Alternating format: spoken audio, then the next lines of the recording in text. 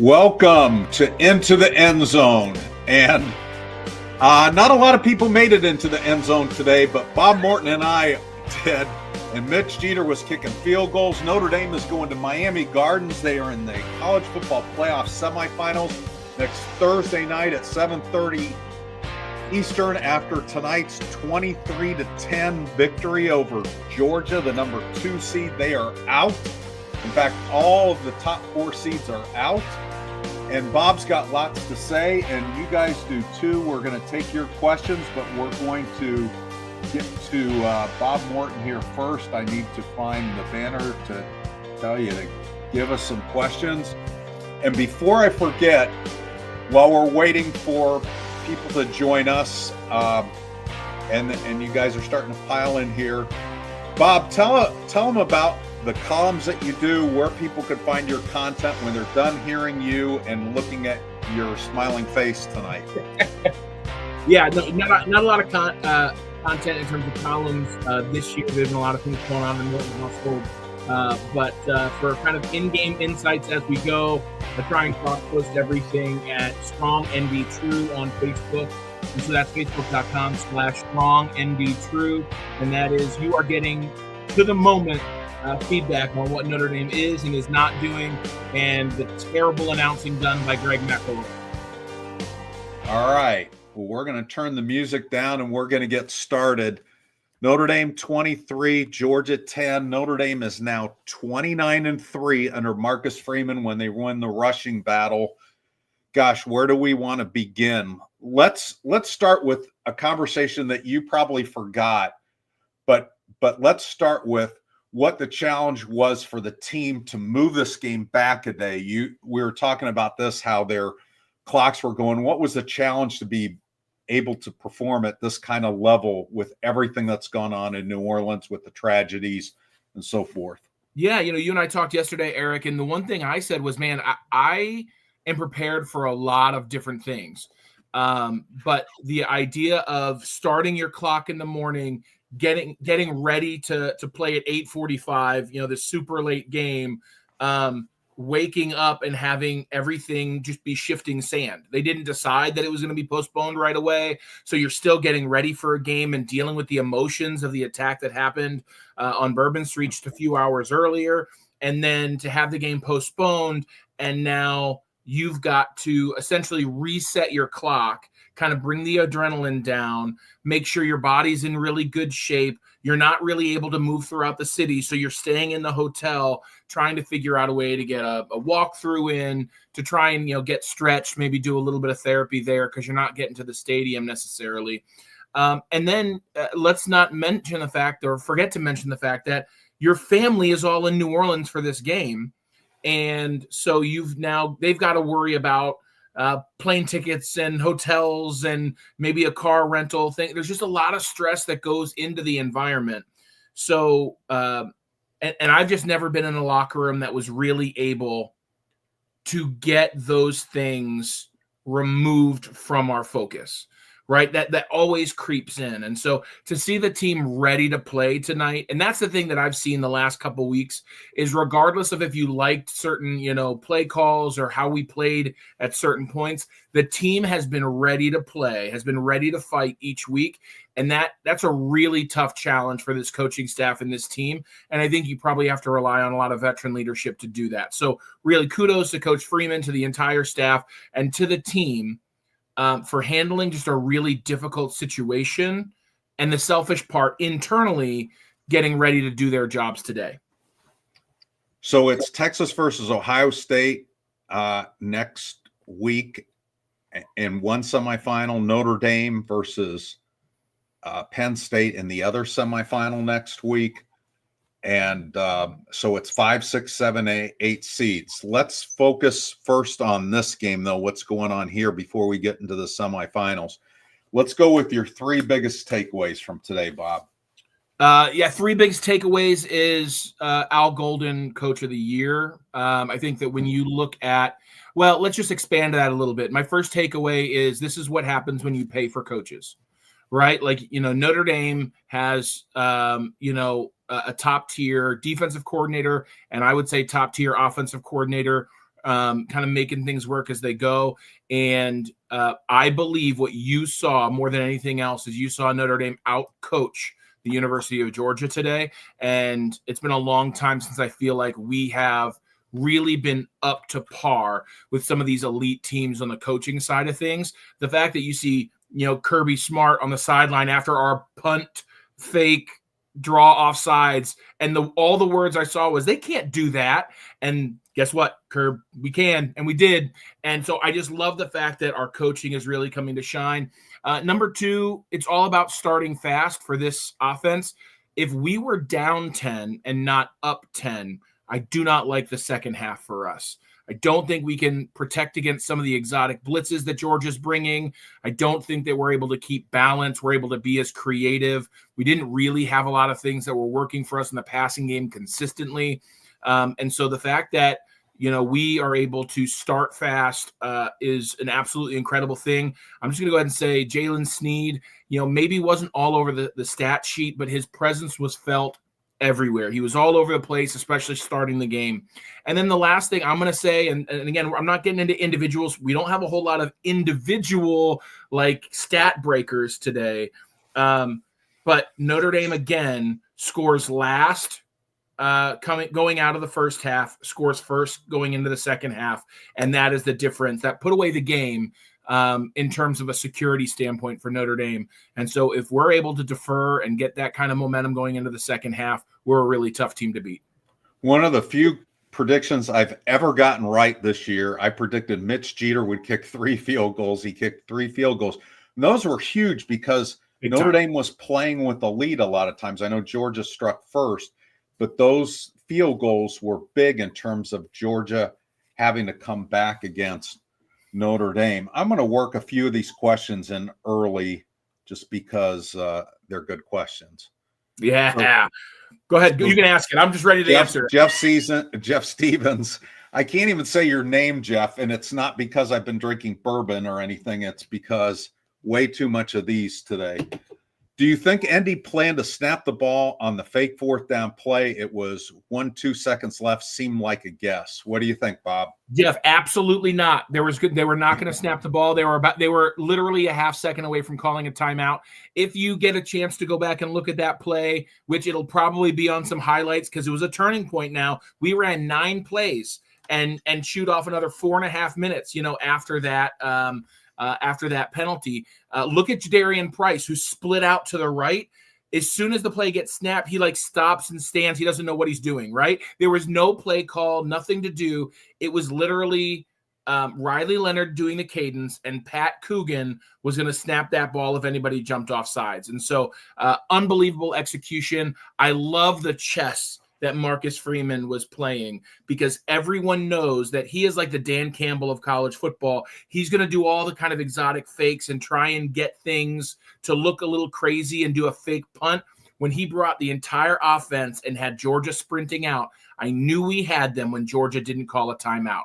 And so great job by Coach Freeman, great execution by special teams and the offense to get that done. Keep filling up the question queue. And we've waived the no drinking rule. We've waived the no bare feet rule. Everything is in play tonight. Do you think Kirby got his pants coached off, as Rajon says? Yeah, I mean, that's not a question, Rajon. That is a statement that you made, and I agree with it. I think that obviously there were a lot of things that Georgia had to overcome as well, right? They've got this first-run quarterback who's obviously got skills. One of the things he said early was that, he doesn't have a lot of time controlling the line of scrimmage and things going on there. So I think Georgia missed Carson Beck. But I'll just say this, as the game started to wear on, you started to see the spot creativity by all of our coaches. A couple of blitzes that Coach Golden dialed up were out of characteristic for the Notre Dame defense, and they were dialed up at the perfect time. A couple of the crazy things that the offense did. Listen, I understand that they called a ridiculous penalty on Jordan Faison for illegal shift. It was not an illegal shift. I will fight Greg McElroy to the death over the fact that was not an illegal shift. I think he's in trouble. all of these things that were happening were just elite level coaching and little nuances that broke our tendencies. And when you do that against a team like that, it's all about who adjusts.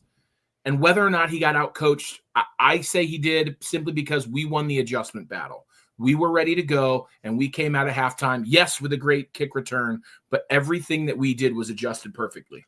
And I thought Georgia wasn't able to fully take advantage of Riley Mills not being in there. I thought Notre Dame had a really good rotation. They got great play from some of the guys on their edges, the linebackers, Rubio, Heinisch, Cross. That was disconcerting seeing him hobbling around at the end, but hopefully that's not serious. We have another question from Jeff Stevens, and Scott, we'll get to yours a little later in the show when we start to talk about Penn State, but let's get in your wheelhouse. Great game, Eric and Bob. Well, thank you. How would you grade the offensive line tonight? Did Denbrock just make it work? Yeah, so I'm going to answer the second part of it first. Jeff, I think that you have to give a lot more credit to Coach Denbrock than you do the offensive line for most of the game. I think there were some spot plays on some of those really aggressive runs by Riley Leonard where the offensive line looked really, really good. But in terms of our handing the ball to the running back to be successful, we just were not really successful moving a very good defensive front seven for Georgia to create the type of running game that we need to be long-term successful. I will also say something that, Greg McElroy called out that I was texting with several of my former lineman teammates about is there were some times that our offensive line was just doing straight slide protection, which is such a rarity at this level. Usually you the front of the slide. So if you're sliding left, your right tackle and your right guard will fan out to take the two most aggressive and dangerous rushers, and then you kind of slide everybody else. But Rocco Spindler got picked on because of this slide protection several times. I'm not saying he had a bad game, but the plan is just slide him in. There was a lot of exotic blitzes that they went to the front side of that slide that could have really cost us if we had to throw the ball more. So our offensive line didn't have a great game kind of across the board, but we got into that, other than the 1 4th and 1, which I didn't really like the play call on, especially. I feel like our offensive line did enough to control the game, right? Because listen, I would have loved to have seen Notre Dame go up and down the field. That wasn't going to happen. But we had a short field with a turnover. We scored. We had a kick return. We scored. Everything the offensive line needed to do was about possession from that point on, and they did a pretty good job of that throughout the course of the rest of the game. I don't know if you know Travis, but he's saying, hey, Bob. Do you know Travis? So Travis Smith is the greatest offensive line coach in the country. He was my offensive line coach at McKinney High School in Texas, and I think Notre Dame should hire. So really funny story. I ruined Travis's career projection because he might have been a Clemson offensive line coach if I would have accepted their offer, but I decided to commit early to Texas A&M and then recommit to Notre Dame, and so he didn't get to go out to the Carolinas. He got to stick around in Texas. But good to see you, Coach, and I'm glad you're tuning in. Dave Allen asks, biggest win since – what would you say? Dave, I sat out there and I was crying at the end, man. Right? Like, wow, this is a Notre Dame team that was ready for this stage. This is a Notre Dame team that's ready for the next stage, and I just don't take these moments for granted. Right? Like the parity in college football in the top 10 right now. Like we could win or lose by 17 tonight, next week, the week after. Like I'm just not taking it for granted. This is a really meaningful win, and so. You might take me back to the 90s, right? Like the biggest win. Like this was a statement to go against an SEC team, the one real SEC team that nobody had questions about, right? Even better than Texas, and really just kind of put a defensive stamp on them. It's a big deal. And so as Irish fans, I think that we need to be really excited. But also, if I can just encourage you, just like soak it in tonight. You know what I mean? Like just enjoy being on the top side of this one because it doesn't come around that often. Yeah, for me, I think the bigger ones are still coming up. I Yeah. mean, this is a great win, and it puts them in a position. I have not felt this optimistic about Notre Dame having a shot at the national championship since way before Bob got to Notre Dame. I mean, some of the the 89 team was pretty darn good. The 93 team was really, really good. Right. You felt good about Notre Dame in those years, but this team kept getting better. And right now, the next game is now the new biggest game. And I think that's what's so exciting about today is that this isn't the end. This isn't, the thing that you savor in the offseason. This could lead to something even bigger. Well, and I think too, a couple things, right? It's essentially a New Year's Day bowl, right? That's what it is. I know we didn't play it on New Year's Day, but this is an NY6 bowl that we just won, and Notre Dame hadn't done that in a really long time. I mean, somebody just put that. Brian just said Sugar Bowl champions, right? Like, listen, as a guy who lost a Sugar Bowl in pretty dramatic fashion, just getting spanked by LSU, this was a really good one. And so I'm really excited for that. But also, I had some conversation with some coaches at the beginning of the year, just some really frank, conversations that this was the opening of the window for Notre Dame. And if you look at the youth movement that's taking on at Notre Dame offensively and defensively, there are some key questions that have to be answered moving forward, but they weren't entering this season thinking that this was the championship team. They thought that this had a chance to be good, and the math is just mathing at the right time. And so it's pretty special to be here, to feel like there's a legitimate shot over the next 2 weeks, 2.5 weeks to bring one home. But this is just the beginning of hopefully a really good era of Notre Dame football. Bob, what did you think about Riley Leonard tonight? He was 15 of 24, 1 touchdown, 90 yards, not a big passing total, no interceptions, 14 rushes for 80 yards with the long play of his 32-yard run. That was the longest offensive play for Notre Dame on the day. What did you think of Riley Leonard? Riley Leonard was what I wanted him to be. I said earlier in the year, like, to get through the season, we need Riley Leonard to be a 200-yard passer and a 50-yard rusher. But in the playoffs, we need Riley Leonard to be a winner. We need him to run for, 75 and pass for 110 if he needs to. He did not turn the ball over. Everything he did was secure. He threw the ball deep to get the safeties to turn their hips, but he threw it well beyond his receivers. So there was no chance of it being intercepted.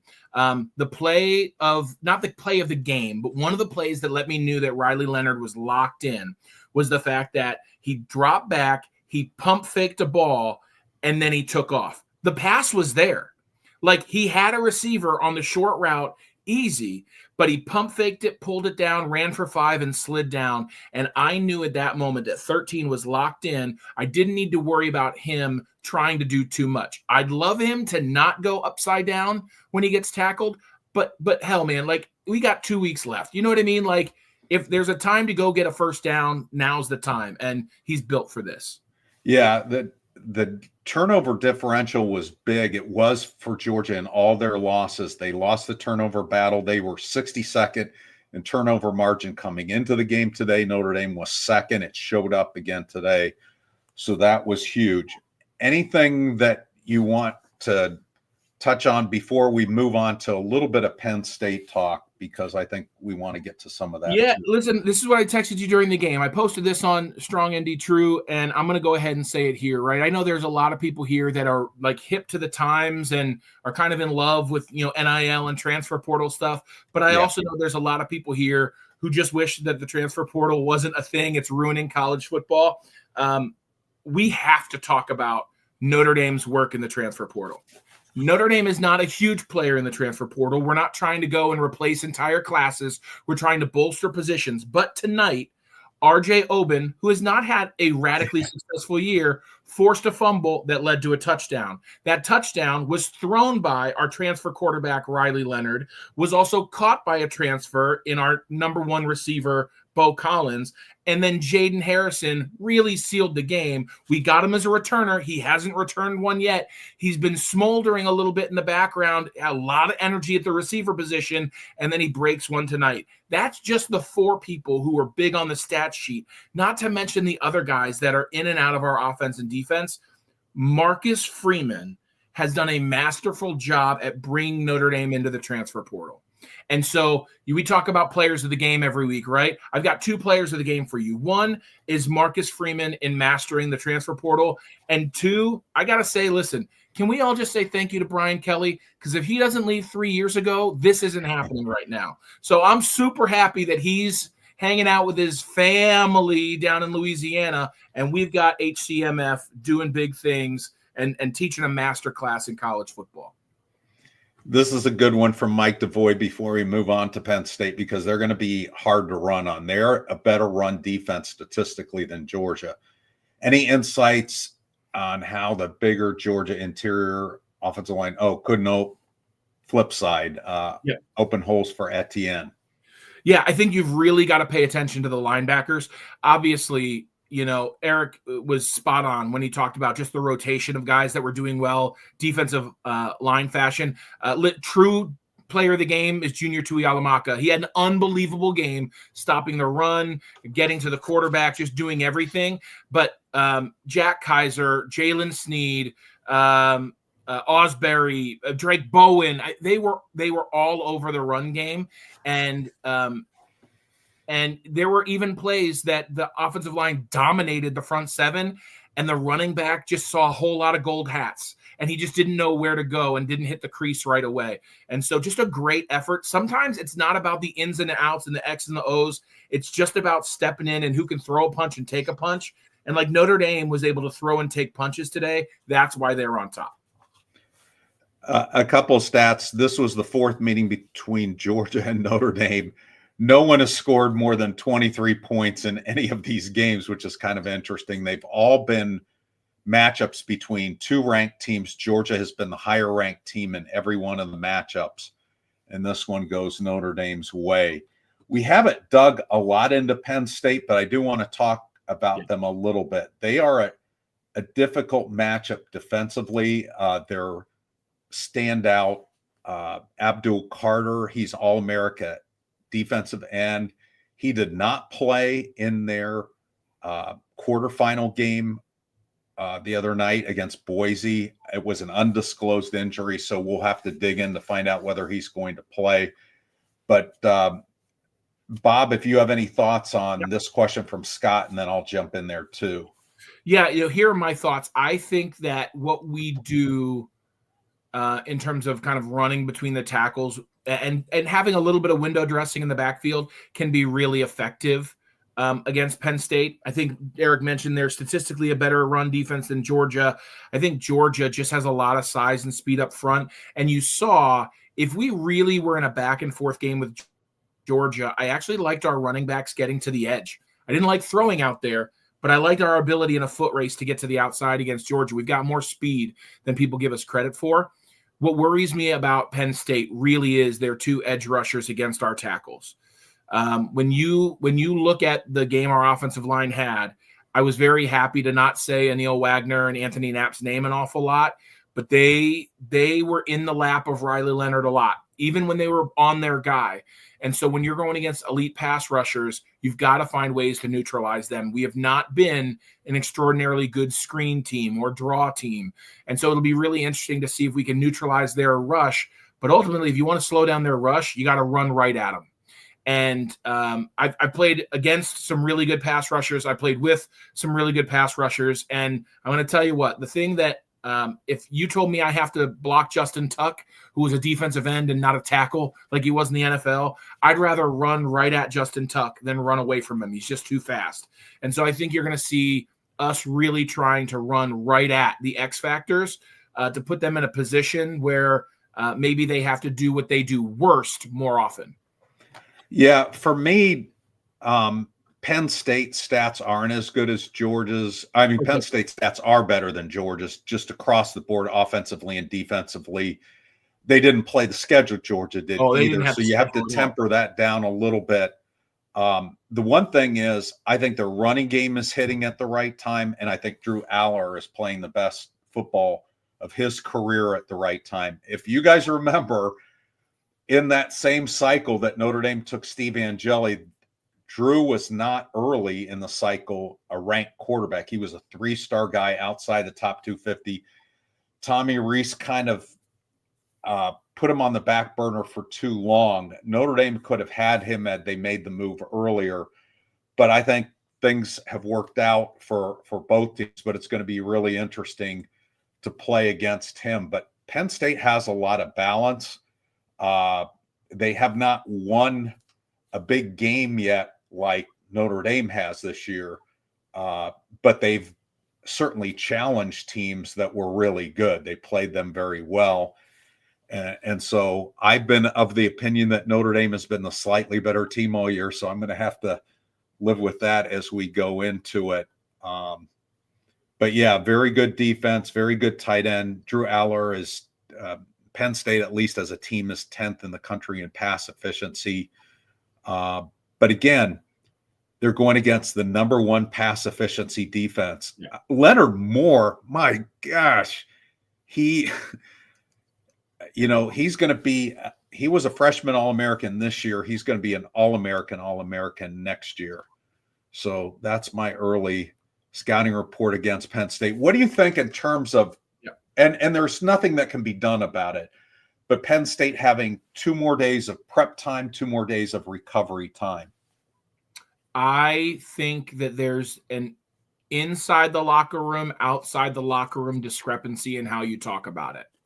Okay. I think the outside the locker room is you acknowledge it and you just say, we are going to lock in. We've got a job to do. It doesn't matter who's got more rest. We've got a week, and that's all we need during the regular season. It's all we need right now. You know what I mean? We have the same amount of time to prepare for them as they do for us because they didn't know if it was going to be us or Georgia. Inside the locker room, you convince your team that they are tougher than Penn State is. And that's it. Like it is a matter of like, hey, the Big Ten Conference is all, it's pretty and they want to run up points. This team has not played the schedule you have. This team hasn't played. They didn't have to go through Georgia. They don't have the defense you do. All the touchdowns that Drew Allard's throwing are into really tight coverage, but we're better than they are. And somebody put it here. Rajon said it, right? Oregon, Ohio State, USC all ran for over 175. We're going to run them for 250. Like you just say, we are pedal to the metal because nobody on your team needs more conditioning right now. It's literally about being healthy and being locked in. And so I think that and that word does not get outside of the locker room. There's no bulletin board material for Penn State. You just sit there and say, we're going to be ready to play a week from tonight. But inside that locker room, you are getting people ready for the next 18 days. And they've got to go through a wall, and that wall has a Nittany lion painted on it right now. Before we proceed with questions, I like what Scott did here. Guys, hit the like button because when it's Bob and me doing the show and there's no Tyler James, I forget everything I'm supposed to say about like and comment and subscribe. And so it's like our parents are, went out of town and are trusting us. And so thank you, Scott, for helping me out there. Bob, as we look at the bigger picture, what do you think is the number one reason you think Notre Dame could win a national title at this point? What is your biggest hesitancy about making that kind of prediction? Yeah, I think the biggest reason that Notre Dame can is because they can play in so many different styles of games. You're going to have a defensive slugfest, they're going to be in it with you. If you're going to have a ball control, possession, smash mouth game, we're going to go ahead and lead the way. If you need to throw the ball, I think we can actually throw the ball better than we did today. I think we were being really, really safe, and I don't think we need to be long-term. I think our coaching staff is coaching at such an elite level that I don't think we have to worry about being out-coached. That's why I think we have a good chance, as good a chance as anybody else in the top 4. My reason for thinking that might be a long shot is because of that daggum team in Columbus, Ohio. I think that if we go against Texas, their vertical passing game and their over-aggression might cause some turnovers into our defense. I think Penn State could lay an egg and we could have no problem kind of getting out on them and staying out on them. Right now, Ohio State is a buzzsaw, and they are playing as good as they thought they would going into this year. And so all I'm hoping for is Texas to beat them next week, or them to have a very Ryan Day-ish kind of showing in the national championship. Because I think Ohio State with an attitude is a really scary team right now. Yeah. Speaking and great analysis there. I think it'll be Ohio State and Notre Dame in the championship game, and that would be such poetic justice there of having those teams face each other again. Marcus against his alma mater, and all the people that I grew up with texting me. Someone gave Jeter a big shot of confidence, and I think it counts versus Penn State. I'm telling you, when I saw him kicking over the weekend at Notre Dame, it looked like a different guy. And the fact that he was kicking off tonight showed the extra bolt of confidence in his health.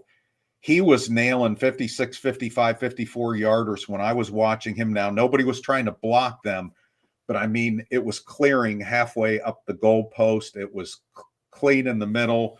Mitch Jeter is back. It's interesting because he had kicked against Georgia at South Carolina. He was South Carolina's kicker, but had never kicked a field goal against them. It was only extra points. They had never attempted a field goal against Georgia.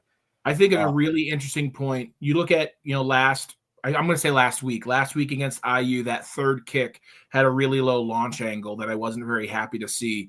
All his kicks today were up high. He kicked everything was a touchback, when he was kicking off. He's got such pop off that foot that I remember. I mean, listen, you can win a game with a 58-yarder with Mitch Jeter, right? He's got that in him. I think you're right. The confidence, I'll say, is twofold. I think that he knew he was injured. There was never a lack of confidence for Mitch Jeter. I think that it's nice for us as fans and for his team to get confidence in him.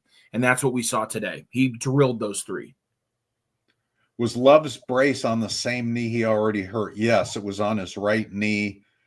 He wanted to go back in the game. That was kind of the same scenario at USC.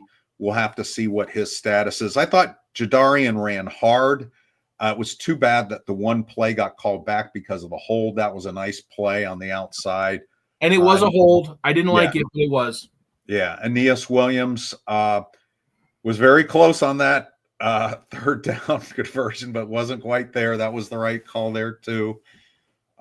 Let's see if we have anything else, because I know we're overtime. I'm not too worried again, I'm not a medical professional, so please excuse me stepping into that. But I'm not too worried about Jeremiah's knee. He had an MCL injury. Coming back from an MCL injury, things, even when you're 95%, you could almost feel something that just it bothers you. And he was on top of a pile. Somebody landed on him, and just it looked to me like he was stable. He was ready to go.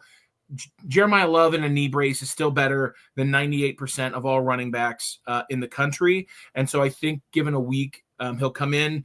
Mike asked a question earlier about, what will we see from the running backs if J Love can't go as well. I think that you will see Devin Ford a little bit. I don't know that you'll see the other guys get into the rotation. Not that I don't think that they're fantastic. I think Kedron Young is unbelievable, but there's a trust factor. I would rather see Jadarian Price with 85% of the touches if J Love can't go. And then Aeneas Williams has really earned my trust with the safety and ball security as well. I think those will be your two horses if Ford can't run. Bob, what do you think of the wide receivers getting some carries? We saw Jordan Faison. We saw Jaden Thomas. What do you think about those? I texted my friends. I was like, man, things are going well when you're sealing a game with a jet sweep to Jaden Thomas. listen, I think that if you look at the stat sheet for your bell cows and, Love's got 19 yards, you should probably worry about the outcome of the game. I just think that we're not a team that worries about stats. We're a team that worries and really focuses on matchups. And I thought getting the ball to Faison around the edge was a really good job. I did like the jet sweep that we ran. I think all of the lateral action we run pre-snap makes those things that you need to do. And again, we've been a really good ball security team all year. So love to see it. Love the versatility. I love the fact that we don't have to worry about somebody getting mad because they're not getting touches. They're going to capitalize when they get the ball. Did Spindler grade out well despite the bad ankle? They haven't had a chance to do the film grades yet, Jeff, but I know you mean the eye test. So you want to know Bob's eye test on Rocco Spindler. My eye test for Rocco is that he was a tough player tonight. He was not. There was one time that Georgia had a blitz that I rewound. I watched it again, and I was like, I don't even know how I would block this. And so I don't know the ins and outs of every protection they run. I don't know what everybody's responsibility is. I'm just going, oh, that's a slide concept, or that's a man-on-man, or whatever it might be. He did okay. He fought hard. And I think it can be really hard when you have your starting right guard fighting hard against an SEC defensive line. But like I said, at this time of the year, it's about being able to throw a punch and take a punch. And he was taking some punches. Yeah, there were some times that I wanted to throw something at the TV because of number 50. But man, I won't knock the effort of any of those five guys up front. I'm pretty proud of them. So, great point, Bob. I'm not sure which point you made. All of them are great. We're way into overtime, Bob. Am I going to get a rolling pin thrown at me? Okay. Nope. Okay. My wife is happy to not be sitting next to me right now. Will the semi in Miami be delayed by a day? It should unfair advantage. No matter if you move it or not, Penn State's got a 2-day edge. I don't think that they can move it because people have bought tickets. They've made plans. I mean, there are people that are going to the Orange Bowl no matter who was in it. And the Penn State fans have already bought their tickets. You move it a day, I don't think they're going to be really happy with that. I don't know that that's fair to them. And where are you going to move it? To the same day as the other semifinal in the Cotton Bowl? Then you've got one of them playing during the day on a weekday. I don't think that works. If you go into the weekend, then you're dealing with the NFL, and that's not a good thing for college football either. But I understand the concern, but I don't think there's a way to fix this. I think the best thing they did was to play an earlier kickoff today rather than the 8:45.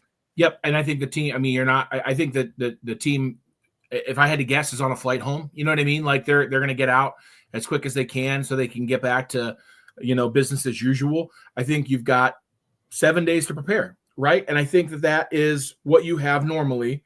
And I think to remember that with all of these programs, you have people that stay home that are doing film prep for the next team.